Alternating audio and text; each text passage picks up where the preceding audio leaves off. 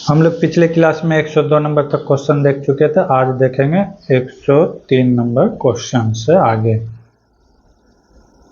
अगर इसका पीडीएफ लेना चाहते हैं तो हमारे टेलीग्राम चैनल भगत सिंह जी के क्लास से जुड़े, वहाँ पे पीडीएफ मिल जाएगा।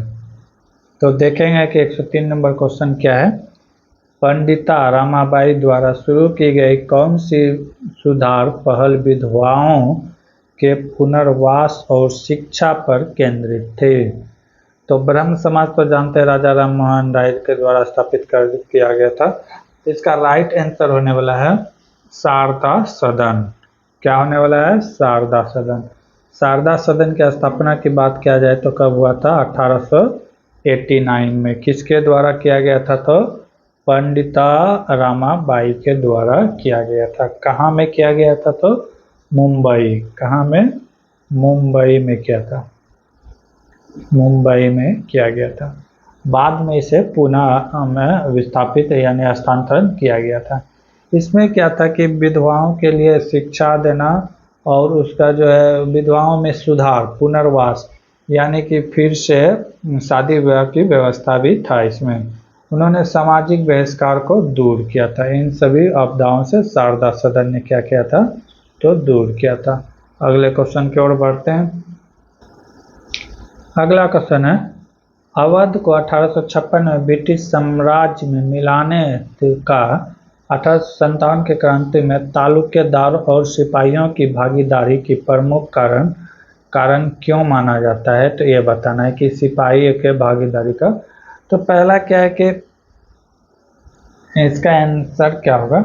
इसमें क्या है? इसमें तालुकदारों की भूमि अधिकार समाप्त कर दिया गया और सिपाहियों के परिवार को उजाड़ दिया गया। तो मेन कारण यही था 1857 के कारण में। तो हुआ क्या था? 1856 में जो थे लॉर्ड डलहौजी ने डॉक्ट्रिन ऑफ लैप्स, ठीक है, राज हड़प की नीति अपनाया था, जिसके द्वारा कि अवध पर कब्जा कर लिया था। क्योंकि अवध में जो है कुशासन के आधार पर इस पर क्या कर लिया था?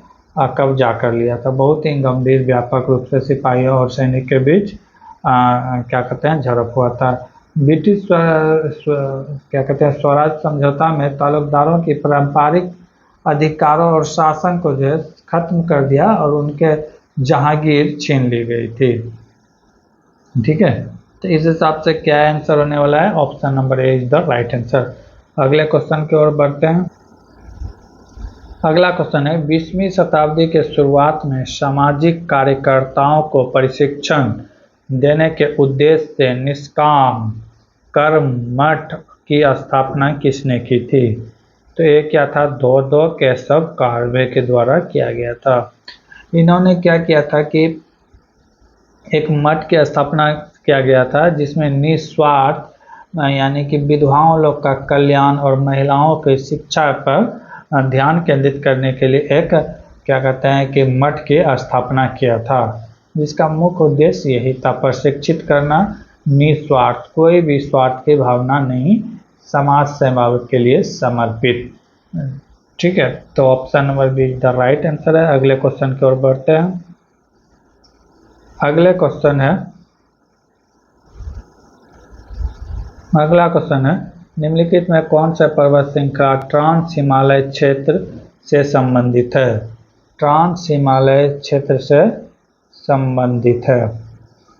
तो ट्रांस हिमालय में कौन कौन से हिमालय आते हैं देख लेते हैं। पहला आता है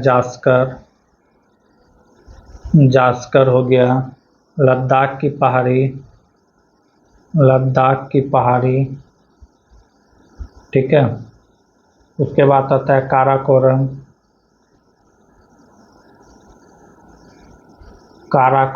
ये सब शामिल है।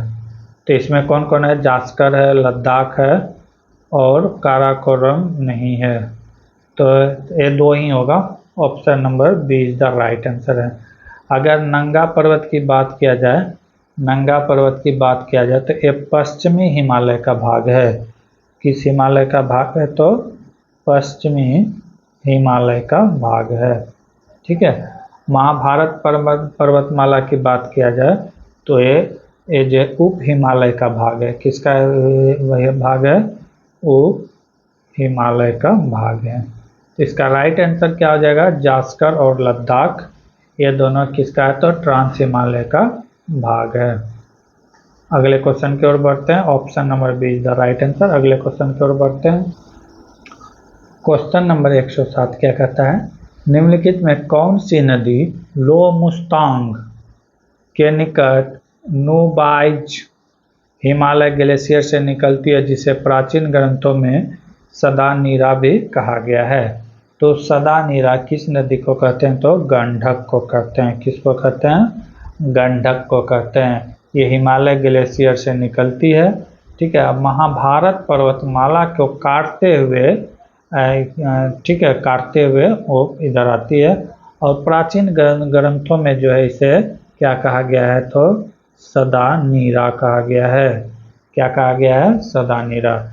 अगर नेपाल में बोला जाए तो नेपाल में इसे किस नदी के नाम से जाना जाता है, तो नेपाल में इसे नारायणी, किस नाम से जाना जाता है, नारायणी के नाम से जाना जाता है नेपाल में। यह बिहार में आके सोनपुर के पास आकर गंगा में मिल जाती है। कहाँ मिलती है, तो सोनपुर के आसपास आके गंगा में मिल जाती है। तो गंडक का प्राचीन नाम यानी वेदों में क्या नाम है, यह ग्रंथों में तो सदा नीरा। नेपाल में इसे किस नाम से जानते हैं, तो नारायणी नाम से। कहाँ से निकलती है, तो हिमालय ग्लेशियर से निकलती है। अगले क्वेश्चन की ओर बढ़ते हैं। अगला क्वेश्चन है, निम्नलिखित में कौन से वृक्ष उष्णकटिबंधीय पर्णपाती वनों में पाए जाते हैं, पर्णपाती वनों में पाए जाते हैं। तो इसमें हो जाएगा सागौन हो जाएगा, चंदन हो जाएगा और शीशम हो जाएगा।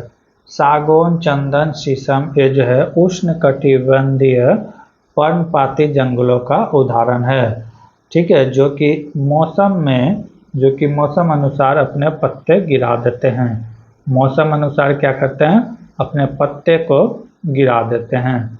लेकिन अगर महागौनी की बात किया जाए तो उष्णकटिबंधीय का सदाबहार वृक्ष है, जो कि आमतौर पर भारत पर्णपाती जंगलों में नहीं पाया जाता है।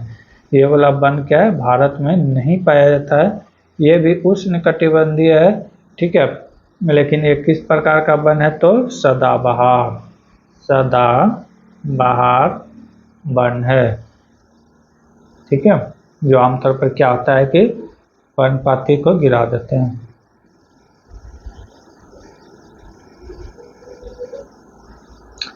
तो इस तरह क्या करें कि सही उत्तर का चयन करें। तो कौन कौन सा हो जाएगा, ऑप्शन ए, 2 और 4, 1, 2 और 4। तो option number 1 is the right answer. अगले क्वेश्चन की ओर बढ़ते हैं। अगला क्वेश्चन है, हाल ही में जारी भारत वन स्थिति रिपोर्ट 2023 के अनुसार भारत के वनों में अनुमानित कुल कार्बन स्टॉक कितना है। तो इसका राइट आंसर है 7285.5 मिलियन टन। ये कब का डाटा है, तो ये 2023 का डाटा है। कब का डाटा है, 2023। अगर 2021 की तुलना में बात करें तो 81.5 मिलियन टन की वृद्धि हुआ है। मिलियन टन की वृद्धि हुआ है। अगले क्वेश्चन की ओर बढ़ेंगे। अगला क्वेश्चन है, भारत में तंबाकू की खेती के संबंध में निम्नलिखित कथनों पर विचार कीजिए। निकोटोनिया राष्ट्रिका की खेती मुख्य रूप से भारत, रूस और कुछ अन्य एशियाई देशों में की जाती है, जबकि निकोटोनिया टेम्बोकम की खेती विश्व स्तर पर होती है। तो ये बात बिल्कुल सही है। अगला स्टेटमेंट क्या कर रहा है, यद्यपि गुजरात में तंबाकू की खेती क्षेत्रफल में सर्वाधिक है तथा इसके उत्पादक आंध्र प्रदेश से कम है। तो ये बात क्या है, गलत है। अगर देखा जाए तो गुजरात में तंबाकू की खेती करने वाला कुल क्षेत्रफल कितना है, तो 45% है। अगर पूरा भारत में 100 बीघा में खेती होता है तो उसमें से 45 बीघा से गुजरात में खेती होता है, ठीक है। अगर उत्पादन की किया जाए तो पूरा भारत में से 30% उत्पादन का योगदान कौन देता है, तो ये अकेला गुजरात देता है। ठीक है, तंबाकू उत्पादन।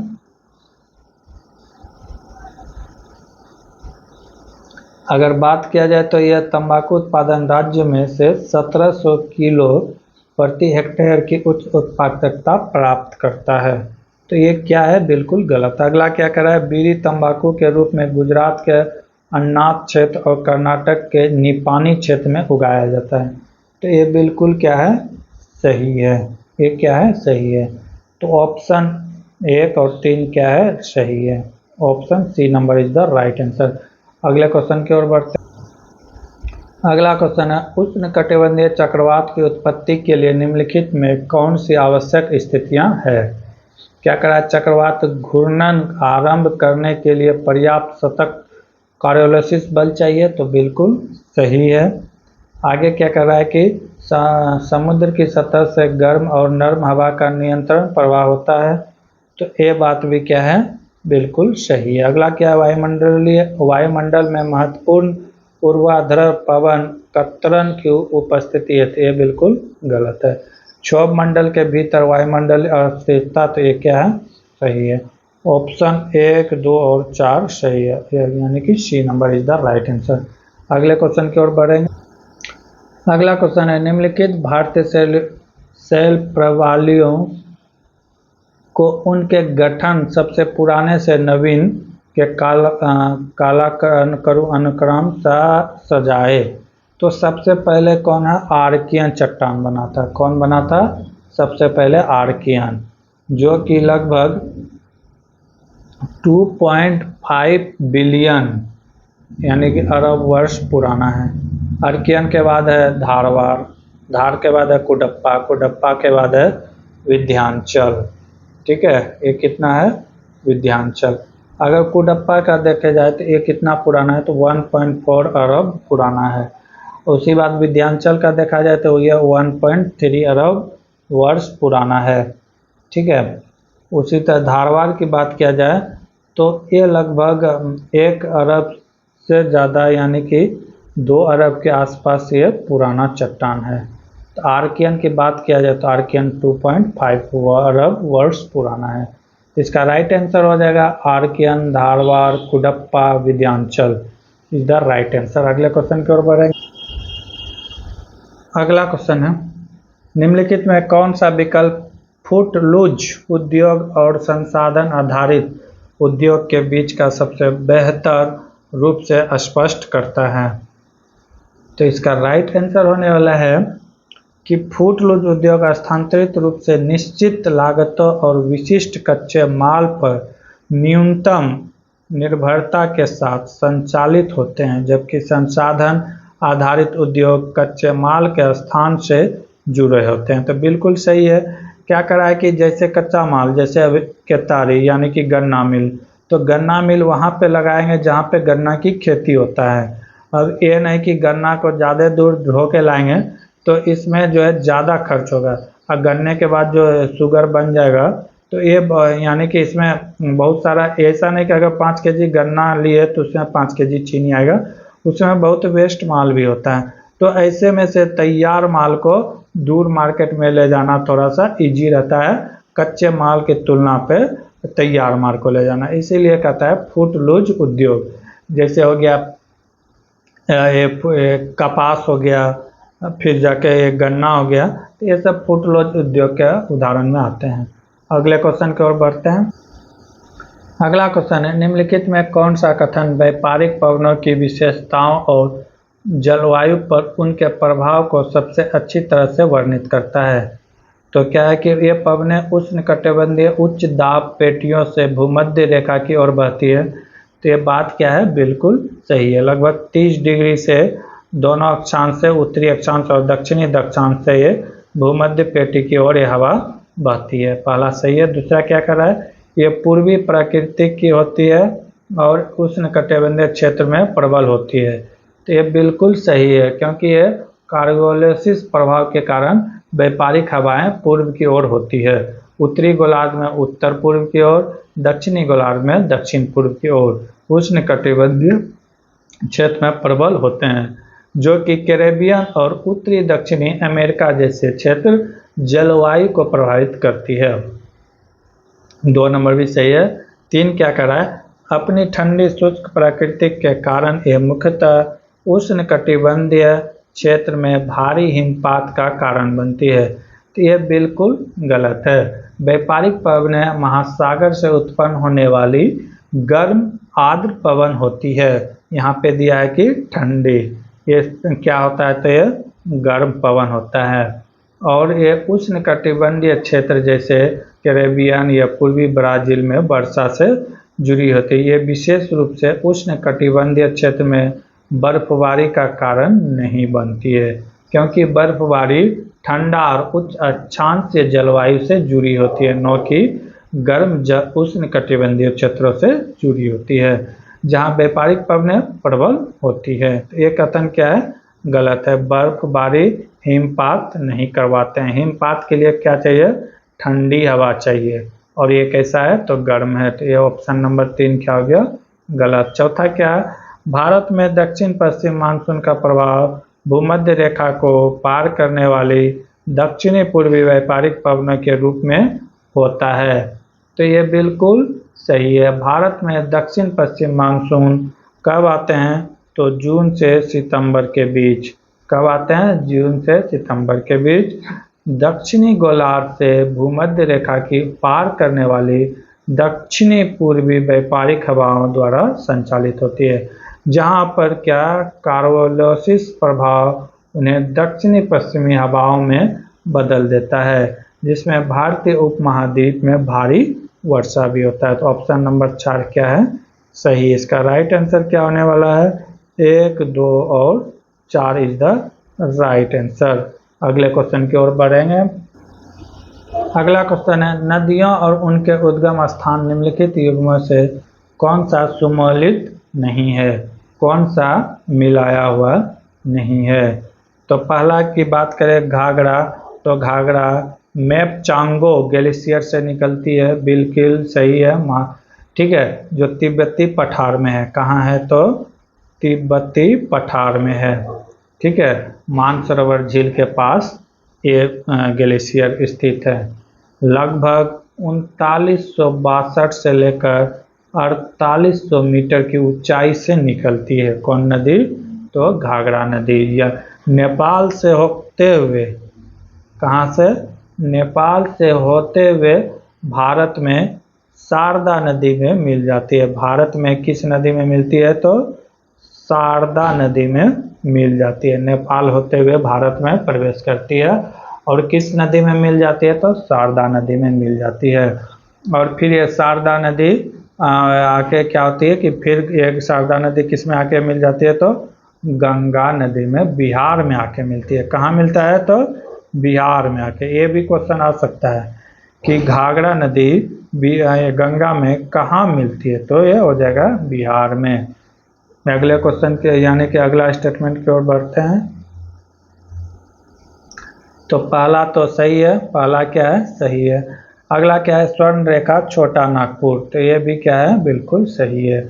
छोटा नागपुर से निकलती है स्वर्ण रेखा नदी। विशेष रूप से जो है ये क्या होता है कि झारखंड के रांची में नगरी गांव के पास ये पूर्व की ओर बहती है।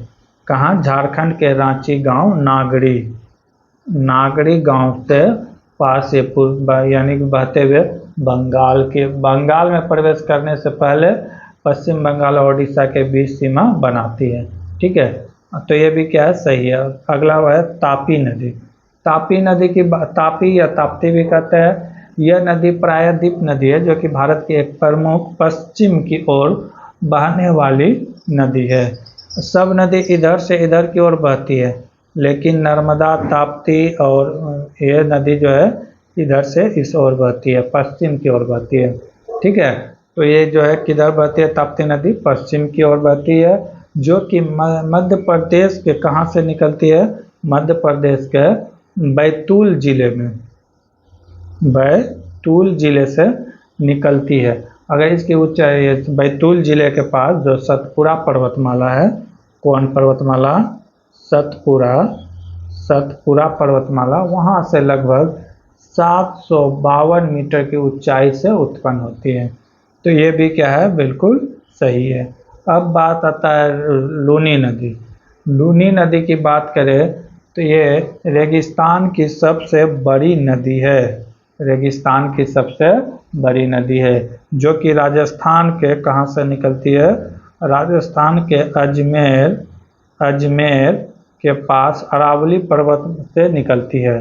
पुष्कर घाटी में विशेष रूप से नागा पहाड़ियाँ, जो नागा पहाड़ियाँ से निकलती है, महाराष्ट्र के नासिक में गोदावरी नदी का उद्गम है।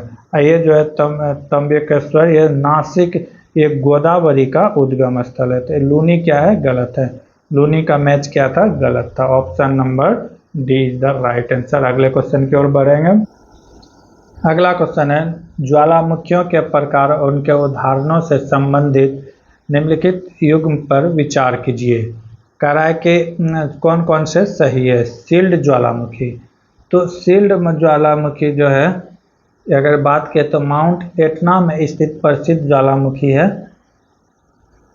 यह एक वास्तव में एक मिश्रित प्रकार का ज्वालामुखी है जिसकी विशेषताओं तीव्र ढलान के लिए जाना जाता है, न कि एक ढाल ज्वालामुखी।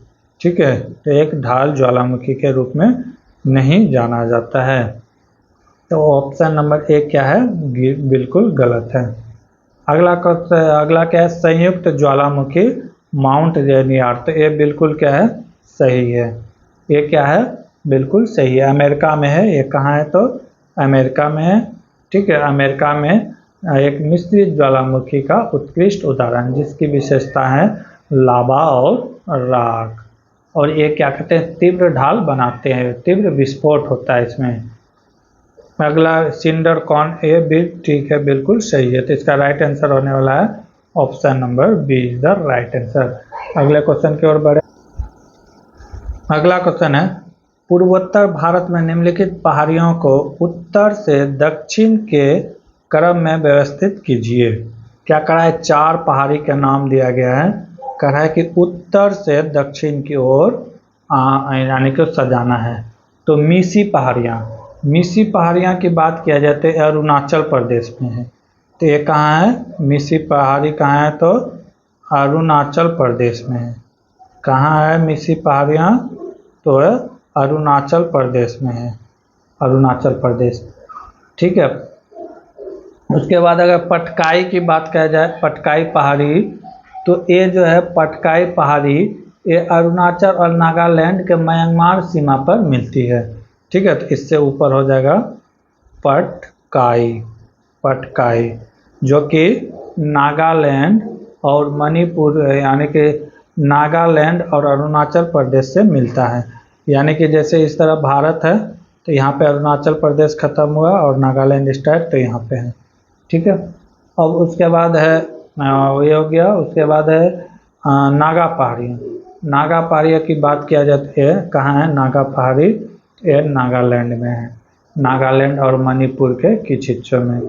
अगर अगला की बात किया जाए तो अगला क्या है, लुसाई पहाड़ी की बात किया जाए तो लुसाई पहाड़ी जो है आपका जाके ये मिजो पहाड़ियाँ भी इसे कहा जाता है और ये मिजोरम में पाया जाता है। कहाँ पाया जाता है, लुसाई पहाड़ी कहाँ पाया जाता है, तो मिजोरम में। कहाँ पाया जाता है, तो मिजोरम में पाया जाता है। अगर इसको उत्तर से दक्षिण की ओर सजाएंगे तो किस तरह सजेगा, उत्तर से दक्षिण की तरफ अगर सजाएंगे तो पहला में आ जाएगा 1 मिसिसिपी, दूसरे में आ जाएगा 2 पटकाई, तीसरे में आ जाएगा 3 नागा पहाड़ी और चौथे में आ जाएगा लुसाई। ठीक है, चौथे में आ जाएगा लुसाई। तो option number A is the right answer है। कहाँ है मिसिसिपी पहाड़ी, तो ये अरुणाचल प्रदेश। पटकाई की बात करें तो नागालैंड और अरुणाचल प्रदेश के बीच में म्यांमार को टच करती है। नागा पहाड़ी की बात किया जाए तो नागालैंड, लुसाई पहाड़ी का बात किया जाए तो ये मिजोरम में है, इसे मिजो पहाड़ी भी कहा जाता है। अगले क्वेश्चन की ओर बढ़ते हैं। अगला क्वेश्चन है, निम्नलिखित में कौन सा कथन ऊठ बादल का सर्वोत्तम रूप से वर्णन करता है। तो ऊट बादल क्या है? ग्रहों के वायुमंडल को प्रभावित करने वाले अंतराकीय गैस बादलों का एक क्षेत्र है। गैस बादलों का क्या है? एक क्षेत्र है, जिसे क्या कहते हैं? ऊट बादल कहते हैं। तो option number B is the right answer है। अगर इस सूर्य से लगभग ये कितना दूर होता है? तो सूर्य से लगभग 2 से 1 लाख खगोलीय यूनिट AU, ठीक है, एस्ट्रोनॉमिकल यूनिट, इतना दूर तक यह फैला हुआ धूमकेतु का स्रोत माना जाता है। अगले क्वेश्चन की ओर बढ़ते हैं। अगला क्वेश्चन है, पृथ्वी के आंतरिक असमानता और उनकी विभाजक परतों के निम्नलिखित युग में कौन सम्मिलित है? माहो भूपट्टी और मेंटल से संबंधित है, ये बिल्कुल सही है। गुटेनबर्ग की बात किया जाए तो ये मेंटल और बाह्य कोड से संबंधित है, तो ये बिल्कुल सही है। ऑप्शन नंबर 1 और 2 सही है। लेमन असमानता, ब्रह्मांड कोड और आंतरिक कोड, ये क्या है? गलत है। ये ब्रह्मांड कोड, लैंडमार्क तरल बाह्य कोड आंतरिक बीच सीमा को चिन्हित करता है, ये भी क्या है? सही है। ये भी क्या है? सही है। अगले की बात करें, रेप्टिव असमानता, मेंटल और भूपट्टी, तो ये क्या है कि गलत है। ये क्या है? गलत है। ये मेंटल के बीच सीमा नहीं दर्शाती है। ये आने वाले अवस्था परिवर्तन के कारण इसका भूपट्टी से कोई संबंध नहीं होता है। भूपट्टी से इसका कोई भी संबंध नहीं होता है। ये ज़्यादा गहराई नहीं, 660 किलोमीटर की गहराई तक पाई जाती है। यह ऊपरी मेंटल और निचले मेंटल के बीच की सीमा को दर्शाती है। भूपट्टी नहीं है, ऊपरी मेंटल और निचले मेंटल के बीच के सीमा को दर्शाता है रेप्टिव असमानता। तो क्या हो जाएगा? 1, 2, 3, option number A is the right answer. अगले क्वेश्चन की ओर बढ़ते हैं। अगला क्वेश्चन है, सूची 1 को सूची 2 से सम्मिलित करें। राष्ट्रीय उद्यान राज इंद्र किला कहाँ है? तो ये मिलाना है। तो इंद्र किला कहाँ है? तो हिमाचल प्रदेश में है। कहाँ है? हिमाचल प्रदेश में है। हिमाचल प्रदेश में 5 राष्ट्रीय उद्यान में से एक ये भी है, इंद्र किला। बन्नार घाट की बात करें तो ये कहाँ है? कर्नाटक में। बन्नार घाट कहाँ है?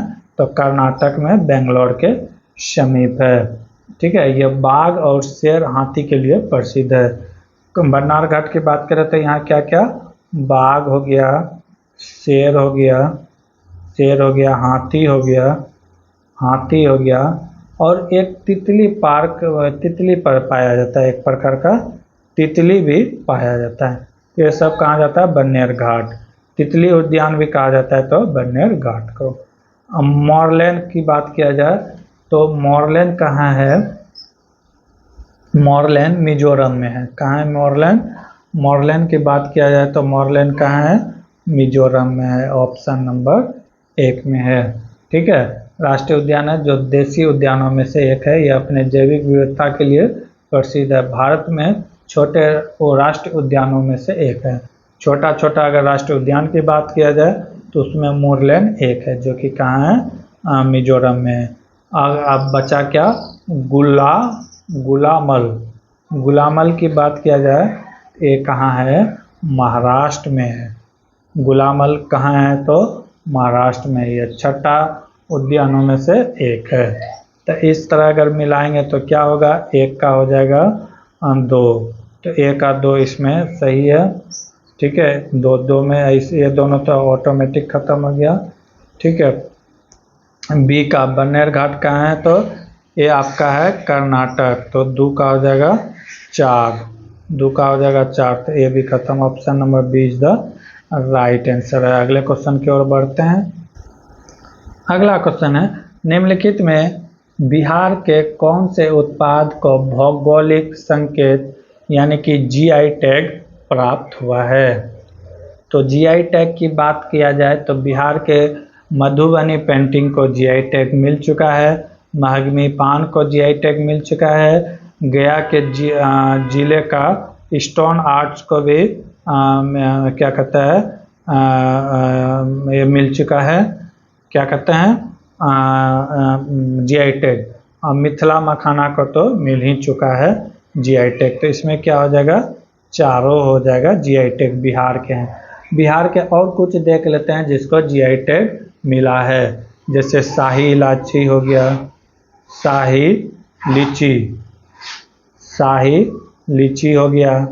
उसके बाद जर्दालू आम हो गया, जर्दालू आम हो गया, जर्दालू आम हो गया। कतरनी चावल हो गया, क्या हो गया, कतरनी चावल, कतरनी चावल हो गया। भागलपुरी सिल्क हो गया, भागलपुरी क्या, सिल्क हो गया। इसको भी जीआई टैग मिल चुका है। तो जीआई टैग मिलता है 10 साल के लिए, ठीक है। सिक्की घास हो गया, सुजनी कला हो गया, सुजनी, सुजनी कला, इसको भी जीआई टैग मिल चुका है। शिमला का खाजा, शिवाल का खाजा, शिवाल का खाजा, शिवाल का खाजा, इसको भी जो है जीआई टैग मिल चुका है। ठीक है। मरचा चावल, मरचा चावल जो है इसको भी इस चावल को भी जीआई टैग मिल चुका है। तो ये भारत बिहार के हैं जिसे जीआई टैग मिल चुका है। Option 4 is the right answer. अगले क्वेश्चन की ओर बढ़ेंगे। अगला क्वेश्चन है, कोसी नदी के संदर्भ में निम्नलिखित कथनों पर विचार कीजिए। पहला क्या करा, यह नदी कटिहार जिले के कुर्सेला में गंगा में मिलती है, तो बिल्कुल सही है। कोसी नदी नेपाल से निकलते हुए बिहार के कटिहार जिला के समीप कुर्सेला के पास गंगा में मिलती है।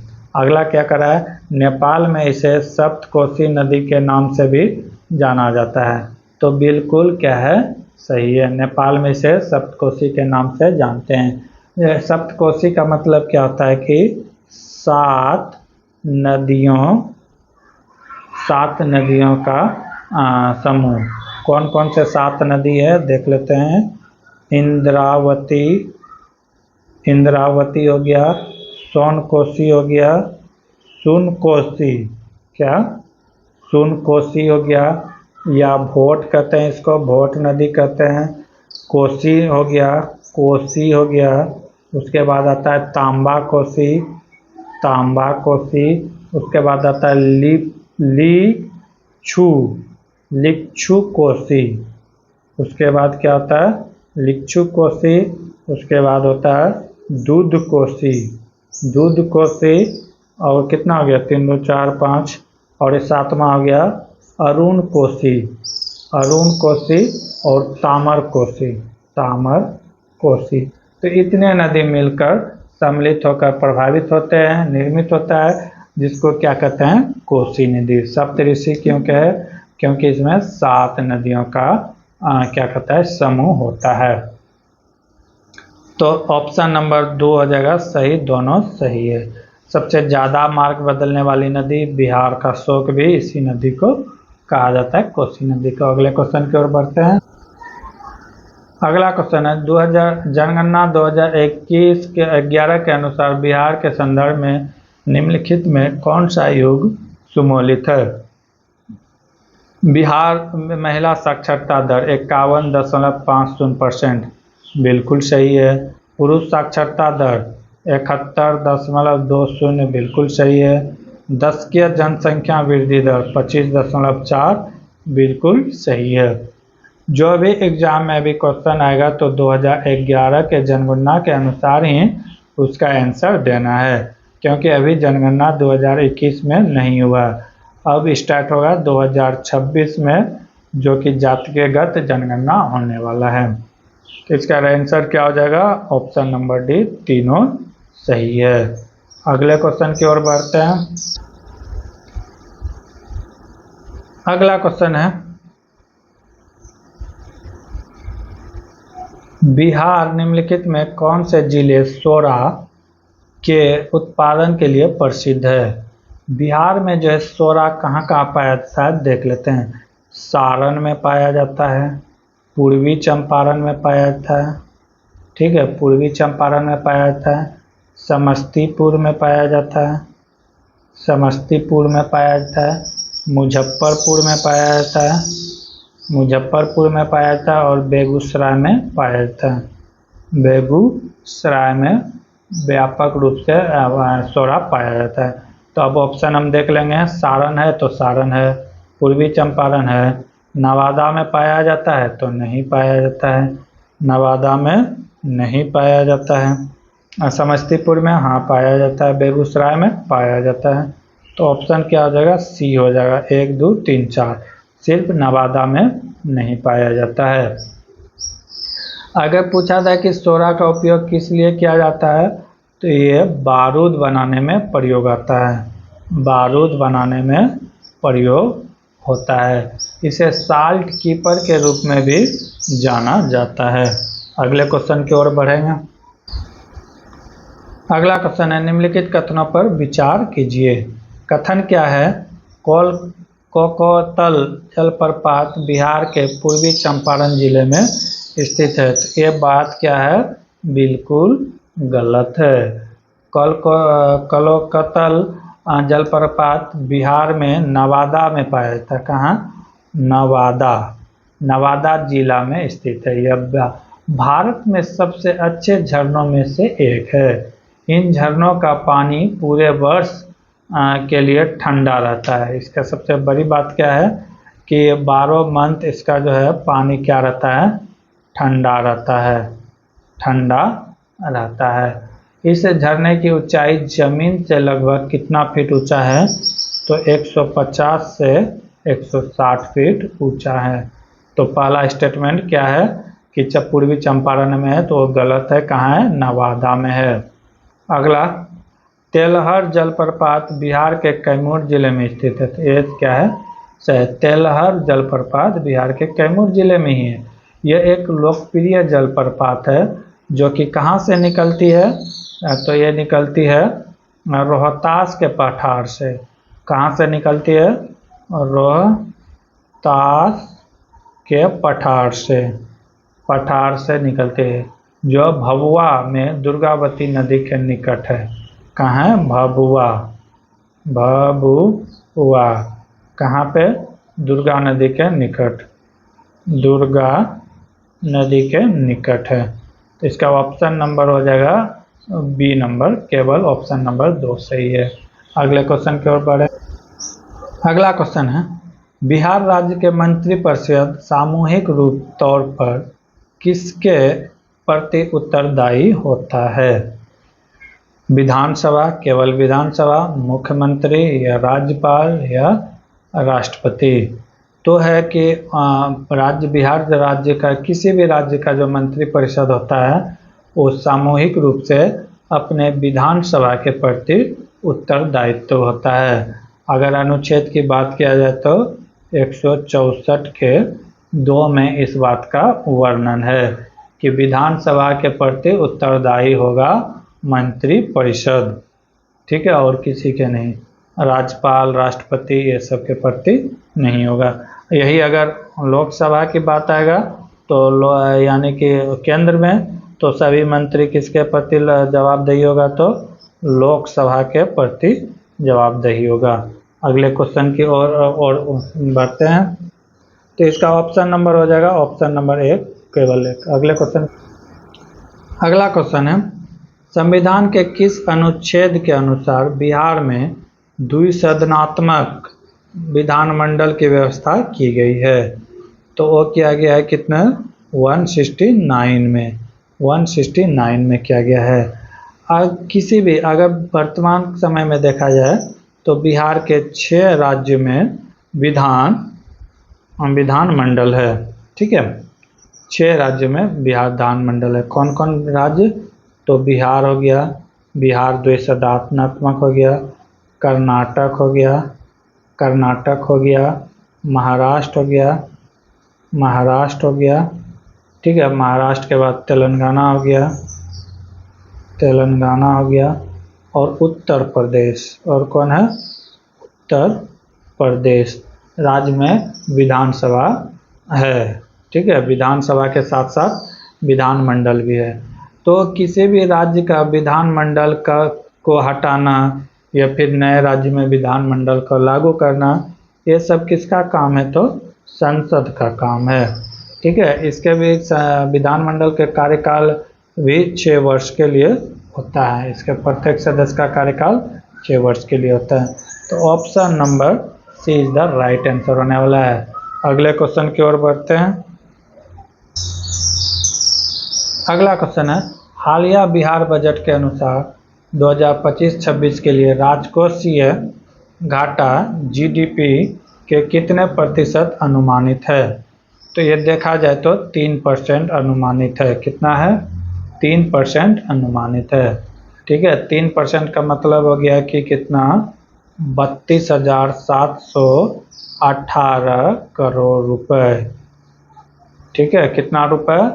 तो 32,718 करोड़ लक्षित है, जो कि अगर बात किया जाए तो 2024-25 के तुलना में ये से कम है। 2024-25 में 9.2% था घाटा।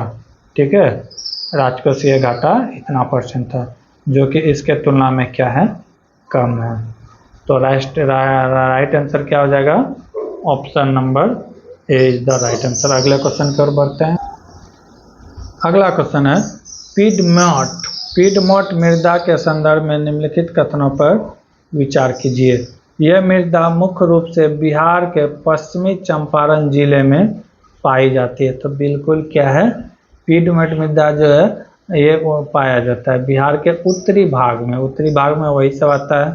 ठीक है, पश्चिमी चंपारण के जिला में पाया जाता है मृदा क्षेत्र। ये खास कर कहाँ पाया जाता है? तो सोमेश्वर की पहाड़ी हो गया। कहाँ हो गया? सोमेश्वर की पहाड़ी हो गया। सोमेश्वर की पहाड़ी हो गया। उसके बाद दून पहाड़ हो गया। दून पहाड़ियों में भी ये मृदा पाए जाते हैं, ये वन पाए जाते हैं। अगला स्टेटमेंट किया, मृदा आर्द्र प्रकृति की होती है। तो बिल्कुल सही है। यह मृदा कैसे आवृत्तिक होता है? तो आर्द्र। तो इसमें कौन सा फसल उगाई जाती है? तो इसमें हो गया धान हो गया, गन्ना हो गया, मक्का हो गया। ठीक है, मक्का हो गया। ये सब फसल इस तरह के भूमि में उगाई जाती है। तो यहाँ पे दोनों ऑप्शन सही है। तो option number C is the right answer. अगले क्वेश्चन की ओर बढ़ते हैं। अगला क्वेश्चन, हालिया बिहार बजट के अनुसार 2025-26 के लिए बिहार का सकल राज्य घरेलू उत्पाद कितने रुपए होने का अनुमान है? तो ये अनुमान होने का कितना है? तो 10.97 लाख करोड़। कितना? लाख करोड़ होने वाला है। ठीक है, अगर ये बात किया जाए तो 2024-25 के तुलना में 24-25 के तुलना में 22% की वृद्धि हुई है। क्या हुआ है? 22% की वृद्धि हुआ है। अगले क्वेश्चन की ओर बढ़ते हैं। अगला क्वेश्चन है,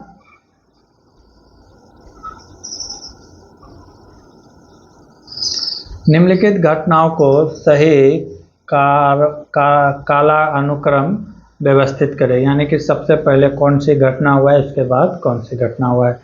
तो पहला क्या? मेघनास्तीनिज की पाटलिपुत्रों में आगमन। इसकी बात किया जाए तो ये कब आए थे? तो लगभग 315 BC में आए थे, चंद्रगुप्त मौर्य के शासनकाल में। ठीक है, अगर मेघनास्तीनिज की बात किया जाए तो ये कौन थे? यूनानी राजदूत थे। इसको किसने भेजा था? तो सेल्यूकस निकोटर ने भेजा था, जो कि अशोक के यानी कि ये थे। ठीक है, अशोक के सेनापति थे, चंद्रगुप्त मौर्य के दरबार में आया था। उसके बाद किया जाए तो कलिंग युद्ध हुआ था 261 BC में। अशोक ने कलिंग को जीता था जब वो गद्दी के बैठने के 8वें वर्ष में। ठीक है, उसके बाद वैशाली में प्रथम गणराज्य की स्थापना भी किया जाए तो ये कब हुआ था? तो 6ठी शताब्दी में हुआ था, यानी कि 6ठी AD में हुआ था। ठीक है, वैशाली प्रथम गणराज्य बना था विश्व का। ठीक है, उसके बाद प्रथम बौद्ध संगीत का आयोजन की बात किया जाए तो ये कब हुआ था?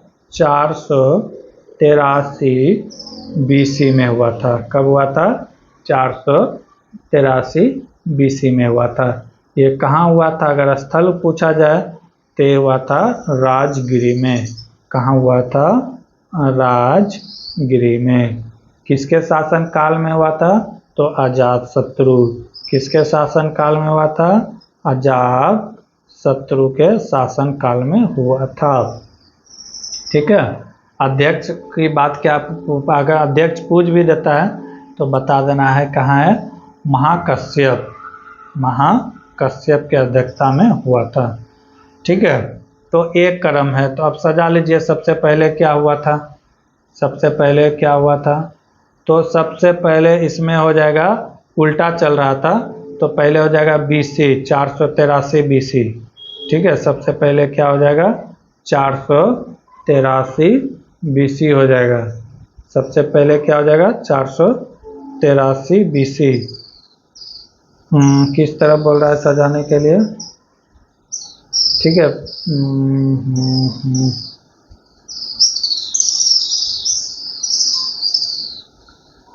वैशाली की प्रथम गणराज्य की स्थापना। तो अच्छा, यानी कि क्रमानुसार तो सबसे ये पहले हो जाएगा ए वाला, यानी कि ऑप्शन 3। ऑप्शन 3 जिसमें है उसको रहने दें। उसके बाद हो जाएगा 483 BC, यानी कि 4 के बाद 3, उसके बाद 261, नहीं 261 तो बाद में होगा, 500, 315, तो ये हो जाएगा। उसके बाद ये हो जाएगा। तो ये आप सजा सकते हैं आराम से। ठीक है। अगले क्वेश्चन की ओर बढ़ जाएंगे। अगला क्वेश्चन है, डॉक्टर राजेंद्र प्रसाद के संबंध में निम्नलिखित कथनों पर विचार कीजिए। क्या कर रहा है? उनका जन्म बिहार के सिवान जिले के जीरादही गांव में हुआ था। बिल्कुल सही है। राजेंद्र प्रसाद का जन्म की बात करें तो इसका जन्म 3 दिसंबर 1884 में हुआ था। ठीक है। अगला स्टेटमेंट, 1906 में बिहारी छात्र सम्मेलन का गठन की उनकी महत्वपूर्ण भूमिका थी। तो ये भी क्या है? बिल्कुल सही है। 1906 में बिहारी छात्र संगठन का महत्वपूर्ण भूमिका उसके आंदोलन पर रहा। अगला क्या है? उन्होंने भारत के प्रथम राष्ट्रपति के रूप में 26 जनवरी 1950 से लेकर 13 मई 1963 तक रहा। लेकिन एक गलत है, 13 मई नहीं 62 होगा। 13 मई तो सही है, 62, क्योंकि इन्हें 62 में मृत्यु हो गई थी। ठीक है। ये कब तक रहा था? 1962 तक रहा था। यहाँ पे गलती था। और अगला क्या कर रहा है? उन्हें वर्ष 1963 में भारत रत्न से सम्मानित किया था। तो डॉक्टर राजेंद्र प्रसाद को भारत रत्न 1962 में दिया गया था। भारत का सर्वोत्तम पुरस्कार भारत रत्न, जो कि 1954 से प्रारंभ किया गया है। तो इसका 3 और 4 दोनों क्या है? गलत है। इसका राइट आंसर क्या होने वाला है? तो ऑप्शन बी 1 और 2 इज द राइट आंसर। अगले क्वेश्चन की ओर बढ़ते हैं। अगला क्वेश्चन है, अंग्रेजों ने 1620 में बिहार में सर्वप्रथम कहाँ अपनी व्यापारिक केंद्र स्थापित करने का प्रयास किया? तो ये क्या हो जाएगा? आलमगंज। आलमगंज हो जाएगा। ठीक है। 1920 में आलमगंज, वर्तमान में क्या? पटना कह सकते हैं। ठीक है। पटना के आसपास उन्होंने फैक्ट्री लगाने का प्रयास किया था, लेकिन ये असफल रहा था। इसे सफलता कब मिली? तो 1651 में मिली, गुलजार बाग। कहाँ पे? गुलजार बाग में स्थापित करने को या पुनर्जीवित करने को मौका मिला। ठीक है। तो अगर पहली बार कहेगा तो आलमगंज, अगर सफल पूछेगा तो 1651 गुलजार बाग। अगले क्वेश्चन की ओर बढ़ते हैं। अगला क्वेश्चन है, निम्नलिखित कथनों पर विचार कीजिए। रामकृष्ण मिशन की स्थापना स्वामी विवेकानंद ने 1897 ईस्वी में की थी। ये कथन क्या है? बिल्कुल सही है। ठीक है, अगला स्टेटमेंट क्या था? अगला स्टेटमेंट, बिहार में रामकृष्ण मिशन की पहली शाखा 1920 में भागलपुर में खोली गई थी। तो ये क्या है? गलत है। ठीक है, कब खोली गई थी? तो 1922 में पटना में। कहाँ में? पटना में खोला गया था। हालांकि तत्कालीन बिहार अब झारखंड चला गया। रामकृष्ण अगर मिशन की बात किया जाए तो 1920 में जो खोला गया था वो जमशेदपुर में खोला गया था। कहाँ खोला गया था? जमशेदपुर में। अगर वर्तमान बिहार की बात किया जाए तो 1922 में पटना में। और ये कह रहा है कि 2020 भागलपुर में नहीं खोला गया था। तो ऑप्शन ए केवल सही है। ठीक है, अगर बिहार में बात किया जाएगा तो 1922 पटना में। अगर अखंड बिहार की बात किया जाएगा तो 1920 जमशेदपुर में खोला गया था। अगले क्वेश्चन की ओर बढ़ते हैं। क्वेश्चन नंबर 135 क्या कर रहा है? 1922-23 में बिहार के मुंगेर में किसान सभा का गठन किसने किया था? ठीक है, बिहार में किसान सभा का गठन किसने किया था?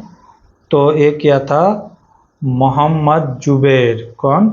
मोहम्मद जुबैर और श्री कृष्ण सिंह के द्वारा किया गया था। ठीक है, मोहम्मद जुबैर और श्री कृष्ण सिंह के द्वारा किया गया था। तो ऑप्शन नंबर क्या हो जाएगा? बी। ठीक है, और ये किसान बिहार के शुरुआती किसान संगठनों में से एक था, जिसका मुख्य उद्देश्य क्या था कि किसानों को समस्या को संगठित करना और उसे उठाना, जमींदारी प्रथा के खिलाफ आवाज बुलंद करना था। ठीक है, इस संगठन का अगर बात किया जाए तो मोहम्मद जुबैर अध्यक्ष और श्री कृष्ण सिंह उपाध्यक्ष थे। ये अध्यक्ष थे और ये क्या थे? उपाध्यक्ष थे। Option number B is the right answer. अगले क्वेश्चन की ओर बढ़ते हैं। अगला क्वेश्चन है, स्वामी सहजानंद सरस्वती के संबंध में निम्नलिखित कथनों में से कौन सा कथन सही नहीं है? ठीक है, क्या कर रहा है? उन्होंने भारत में किसान आंदोलन का जनक कहा गया था। तो ये बिल्कुल क्या है? सही है। लेकिन हमें ढूंढना क्या है? नहीं है, सही नहीं है। तो जो है स्वामी सहजानंद, ये 1889 से लेकर 1950 तक भारत में किसान आंदोलन का अग्रदूत और किसान आंदोलन के जनक माना जाता है। जबकि इसमें कह रहा है कि ये तो बिल्कुल सही है, लेकिन हमें ढूंढना क्या है? गलत। ठीक है, माना जाता है। बुद्धिजीवी, लेख, समाजक सुधारक, इतिहासकार, किसान नेता, जिन्हें भी दशाओं को सुधारने के लिए हर प्रयास संभव किया, राष्ट्रव्यापी आंदोलन चलाया। और अगला क्या है कि उन्होंने हुंकार नामक एक पत्रिका प्रकाशित किया था। तो ये भी सही है। क्या कहते हैं कि दयानंद स्वामी सहजानंद सरस्वती हुंकार नामक एक पत्रिका जारी किया था। ठीक है, ये बिल्कुल सही है, लेकिन हमें ढूंढना क्या है? गलत क्या? ठीक है, इसके माध्यम से वो क्या करना चाहते थे? तो अपना आवाज़ बुलंद करना चाहते थे। ठीक है, अपने विचारधाराओं को सबके सामने लाना चाहते थे। तो पहला दूसरा क्या है? सही है। तीसरा क्या कह रहा हुआ? 1919 में उन्हें सोनपुर मेले में के दौरान बिहार प्रांतीय किसान सभा का गठन किया था। तो ये क्या है? गलत है। बिहार प्रांतीय किसान सभा, इसका नाम BPKS कहा जाता था, का गठन कब किया गया था? तो 1929 में किया गया था। जबकि ये बोल रहा है 1919, जो कि बिल्कुल गलत है। ठीक है, तो ये सही है कि क्या कहते हैं, सोनपुर मेले के दौरान किया था, ये कथन सही है। लेकिन यहाँ 1919 दिया गया, ये गलत है। ये कब होगा? तो 1929। तो ऑप्शन नंबर 3 क्या हो गया? गलत हो गया। आगे है, वे शंकराचार्य संप्रदाय के 10 नामी सन्यासी अखाड़े के दंडी सन्यासी थे। तो ये सही है। दयानंद सरस्वती प्रारंभिक रूप से शंकराचार्य परंपरा को 10 नामी अखाड़ा में से दीक्षा लिया था। ठीक है, और वे दंडी सन्यासी बने थे। तो ये बिल्कुल क्या है, सही है। आगे क्या कर रहा है, वर्ष 1936 में स्थापित अखिल भारतीय किसान सभा के प्रथम सचिव स्वामी सहजानंद सरस्वती थे। तो ये गलत है। ठीक है, अखिल भारतीय किसान सभा की स्थापना 1936 में हुआ था, ये सही है। लखनऊ में हुआ था। कहाँ हुआ था, लखनऊ में। लेकिन इसके प्रथम सचिव जो थे वो कौन थे, N.G. रंगा थे। कौन थे, N.G. रंगा थे। सच्चिदानंद सिन्हा नहीं थे, सच्चिदानंद सिन्हा नहीं थे। तो ऑप्शन 5 क्या हो गया, गलत। हमें ढूंढना क्या था, गलत। तो गलत कौन कौन हो गया, तो गलत हो गया आपका जाके 3 और 5। 3 क्यों हुआ, क्योंकि यहाँ पे 1919 लिखा है, यहाँ पे कितना होना चाहिए, 1929। यहाँ पे अध्यक्ष जो थे ये नहीं थे, कौन थे, N.G. रंगा। N.G. रंगा थे, इसीलिए 5वां गलत हो गया। तो राइट आंसर क्या हो जाएगा, ऑप्शन नंबर ए, 1 और 3 और 5 गलत है। अगले क्वेश्चन की ओर बढ़ते हैं। अगला क्वेश्चन है, बिहार प्रांतीय कांग्रेस के दूसरे अधिवेशन के बारे में निम्नलिखित कथनों पर विचार कीजिए। क्या कर रहा है, यह अधिवेशन श्री दीपनारायण सिंह के विशेष प्रयासों के फलस्वरूप भागलपुर में हुआ था। तो बिल्कुल सही है। कांग्रेस का दूसरा अधिवेशन जो कि 9 से 10 अप्रैल के बीच 1909 में भागलपुर में संपन्न हुआ था। अप्रैल 2018 में अप्रैल 1908 में बिहार प्रांतीय सम्मेलन का पहला सैयद अली इमाम की अध्यक्षता में आयोजित किया गया था। बिहार प्रांतीय कांग्रेस का पहला अधिवेशन पटना में हुआ था। पहला कहाँ हुआ था, पटना में। दूसरा कहाँ हुआ, तो भागलपुर में हुआ था। ठीक है, भागलपुर में कब हुआ था, तो ये हुआ था 1909 में। ठीक, अब पहला कब हुआ था, तो 1908 में। तो पहला क्या है, सही है। अब क्या कर रहा है कि इसके अध्यक्ष डॉक्टर सच्चिदानंद सिन्हा थे। तो बिल्कुल सही है। इसके अध्यक्ष कौन थे, डॉक्टर सच्चिदानंद सिन्हा। दूसरे यानी कि भागलपुर में जो अधिवेशन हुआ था उसका अध्यक्ष थे डॉक्टर सच्चिदानंद सिन्हा। ठीक, और इसमें जो है इस संघ यानी कि बैठक में G.K. गोखले यानी कि गोपाल कृष्ण गोखले विशेष रूप से उपस्थित थे इस सभा में। तो ऑप्शन 1 और 2 दोनों सही है। Option C number is the right answer. अगले क्वेश्चन की ओर बढ़। अगला क्वेश्चन है, जब बख्तियार खिलजी के अभियान बिहार के क्षेत्र में हुए तो कर्नाट वंश के किस शासक ने उसे नजराना भेंट राशि देकर संतुष्ट किया था। अगर कर्नाट वंश की बात किया जाए तो ये उत्तर भारत का शासक था। कहाँ का शासक था, तो उत्तर भारत का कर्नाट। खासकर अभी की बात किया जाए तो मिथिला, किसका, मिथिला जो है वहाँ के राजा था कर्नाट वंश। ठीक है, कर्नाट वंश बहुत दिन शासन किए, 1097 से लेकर 1378 ईस्वी तक राज्य किए थे।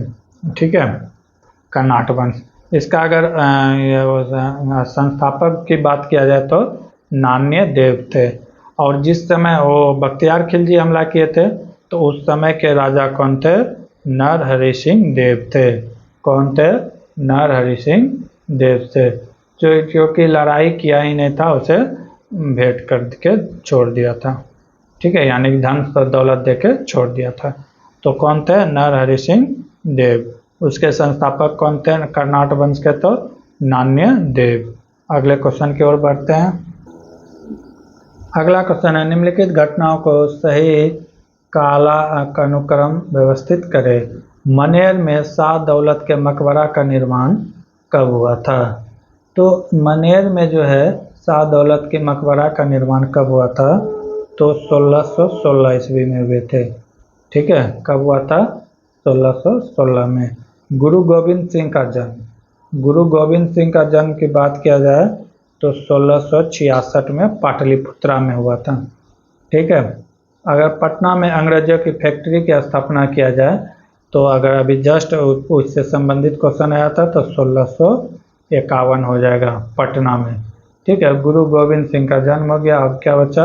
ईरानी यात्री अब्दुल लतीफ़ का बिहार यात्रा। तो ईरानी जो है ये कब आए थे? तो 1608 में बिहार आए थे। तो अब इस तरह सजा देना है। तो सबसे पहले क्या हो जाएगा?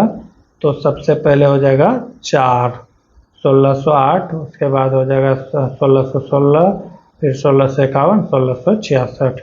तो 4, 1, 3, 2, option number A is the right answer होगा। अगले क्वेश्चन की ओर बढ़ते हैं। अगला क्वेश्चन है, निम्नलिखित में कौन सा सुमेलित है? ठीक है। क्या कह रहा है कि विक्रमशिला महाविहार के अवशेष कहाँ है?